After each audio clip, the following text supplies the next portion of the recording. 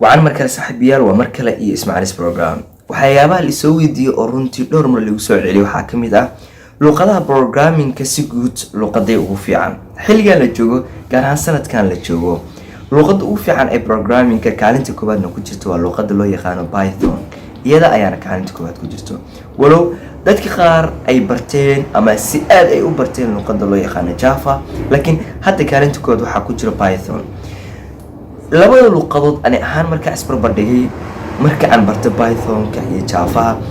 waxa aad iyo aad u fiican boqolkiiba boqolna runtii aan u qalma kaalintood waa luqadda Python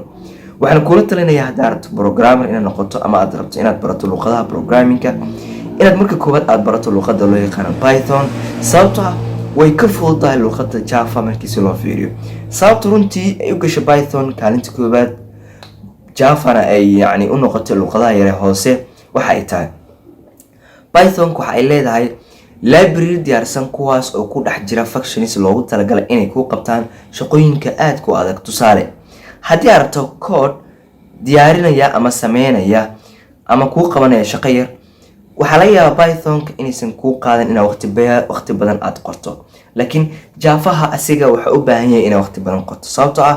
Python waxaad helaysaa functions diyaarsan kuwaas oo ku suurtagelinaya inay ku qabtaan shaqadaasi waana that's why ay luqadaas ay ku noqotay kaalinta koowaad si la mid ah luqadda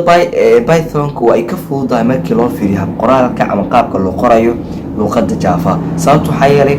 Python-ka sharciga qoraalka waa yar fududahay markii la fiiriyo tusaale kale syntax-ka aad qorayso luqadda Python-ka uma baahna inaad ku qorto ama ku gabagabayso semicolon halka Java ay waajib tahay inaad ku gabagabayso syntax-kiisa semicolon haddaad ku gabagabay weysan wax ku soo saari doonaan error waana that's why ay Python-ka aad u fududahay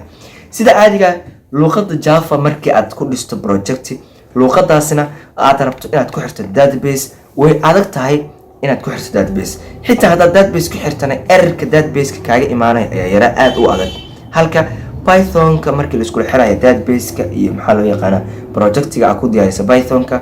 yara ay aad u fududahay waana farqiga runtii aan u dhigi karo aad ay u kala duwan yihiin sidoo kale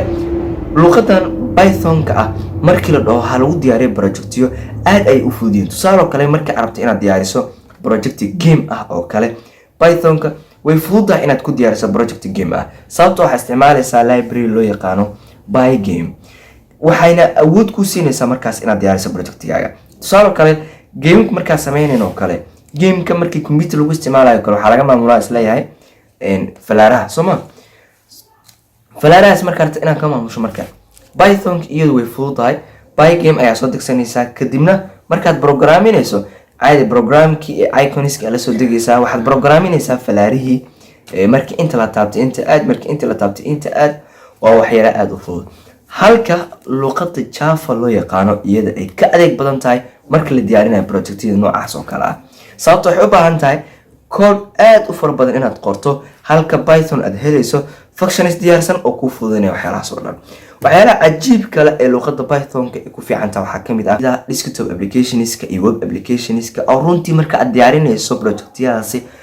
aad helayso functions aad iyo aad u fudud ay ku fududeynaya halka Java ay kaaga baahan tahay inaad diyaariso code aad iyo aad u badan oo runtii aad iyo aad u baaxad weyn luqadda Python-ka sanadkii la asaasay waxa ay noqonaysaa ama la soo saaray ama la soo fasaxay waxa waaye 1989 halka luqadda Java iyadana la asaasay ama la soo saaray sanadkii 1995 runtii waxyaalo aad u badan ayaa jiro ay ku kala duwan yihiin labadan luqadood laakiin ani ahaan waxaan ku doorbidi lahay inaad barato luqadda Python-ka sababtoo ah Python waxay ka wanaagsan tahay Java hal mar ayaa jirto oo xogaa yara ka fiican tahay Python-ka oo laga fiicay halkaas marna waxay tahay sida caadiga Python-ka markii la fiiriyo waxa ka speed fiican oo aad uga fiican Java Python-ka sila wadan waa markii loo fiiriyo speedkeeda iyo shaqadeeda markii la joogo luqadda Java way fududahay markii la diyaarinayo application-ada mararka qaar waxyaalaha ku fudud waxa kamid ah waxa ay leedahay luqadda Java wax loo yaqaan drag and dropping oo ah in tusaale kale marka diyaarinayso ama desktop applications-ka oo kale aad ay u fududahay Java sababtoo ah maxay yeelay drag and dropping ay leedahay tusaale kale menus-ka soo jiidanaysa drop waxay leedahay wax loo yaqaano bottomiska ma u baahna inaad kood ahaan u diyaariso sababtoo drag and drop ayay leedahay waana that's why xogaa yaro ku fiicantaa ama aysan u dhiman luqadda Java haddii luqadda Java ay taas lahayn way dhiman lahayd laakiin hadda waxyaalaha runtii aad ugu fiicantaa kamid ah desktop applications markaa ku diyaarinayso Java waqti badan ma kaaga baxayo laakiin sida caadiga markii la dhaho waxa la sameeyo ama project hala sameeyo waxa boqolkiiba boqol ku fiican Python oo leh runtii functions iyo waxa loo yaqaan library diyaarsan loogu talagalay in wax badan lagu diyaariyo aan ugu dambeyntii hadda tahay developerska Python iyo Java intii ka anfacayaan developers waxa loo qaybiyaa laba qaybood front end developer iyo back end developer front end developers iyaga ma isticmaali doonaan sababtoo waxay isticmaalayaan HTML CSS iyo JavaScript halka back end developers kan u baahan yihiin inay isticmaalaan luqadaha Python Java iyo PHP Ruby iyo luqado kale aad u badan waxaan filayaa hadda inaad kala ogaatay luqadda Python iyo Java labadoodaba sida u kala sareeyaan ama u kala fiican yihiin waa saaxiibayaal waan filayaa inaad Python iyo Java aad wax badan ka fahanteen runtii muuqaalo badan ayaan ka soo duubi doonaa luqadaha programmingka waxyaalaha ay ku kala duwan yihiin laga bilaabo muuqaalkan waxa ku xigi doona muuqaalo kala taxan inoo noqon doono kuwaas aan isku barbar dhigi doono luqadaha programmingka Pythonka iyo sidoo kale Java iyo luqadaha kale caadiga ee web lagu dhiso taxana ayay noo noqon doonaan waan isbarbar dhigi doonaa luqadba luqaday ka fiican tahay ayaan soo sameyn doonaa hadduu rab weyneedmo laakiin waxaan leeyahay labadan luqadood wax badan waad ka fahanteen insha Allah muuqaalkan muuqaalada xiga waxaan kugu soo bandhigi doonaa waxyaalaha ay iskaga mid yihiin luqadda Pythonka iyo luqadda Java labada luqadood waxyaalaha ay iskaga mid yihiin ayaan soo bandhigi doonaa Python iyo Java intana ay iskaga mid yihiin ayaan kusoo dhigi doonaa balse waxaan ka codsanayaa muuqaalkan la wada saaxiibadaada oo programmers ah ayaa ka faa'iidi doona runtii wax badan ka ogaan doono waa kuma daawashada muuqaalkan haddii uu jiro saaxiib baranaya maadada IT-ga ama teknolojiyadda qaybta hoose ee faalada commentiga ugu yar adigoo dhacaya wax badan ka faa'iideysa muuqaalkan